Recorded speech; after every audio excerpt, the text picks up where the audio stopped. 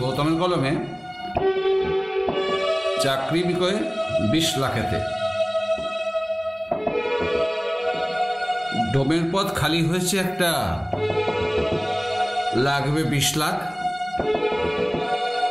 যে দেবে সেই পাবে এমনটা নয়, দেখে বুঝে নিতে হবে। সময়টা মোটেই ভালো নয়। নিয়ম মেনে সরকারি দপ্তরি নোট নিতে হবে পারমিশন, সংরক্ষণ করতে হবে উত্তরপত্র, ভিডিওগ্রাফিটা মাস্ট। শুধু ওরাল ইন্টারভিউ হলে চলবে না। ডোমের পদ খালি হয়েছে একটা।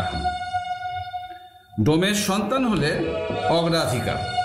স্নাতক যে হতেই হবে কোনো এক বিষয়ে। চলবে না কোনো দুর্নীতি অথবা দলবাজি। মন্ত্রীমশাইয়ের সাপ কথা, ভুলে যান পুরানো কথা। এখন আমরা নিট অ্যান্ড ক্লিন। পথ পূরণ হলেই মিটে যাবে সব সমস্যা। কোর্টের রায়ের জন্য অপেক্ষা। 2026-এর আগে পূরণ করাই হবে সব খালি পদ। এটা আমাদের অঙ্গীকার। এই রে, ওবিসিটা আবার বাদ দিয়ে দিল যে সুপ্রিম কোর্ট। যাই হোক, ও বিরোধীদের কথায় কান দেবেন না। নিজের চোখেই দেখতে পান উন্নয়ন। 20 লাখ এই শব্দটা ছড়িয়েছে ওই বদমাস তিনু খুঁড়ো কবিটা।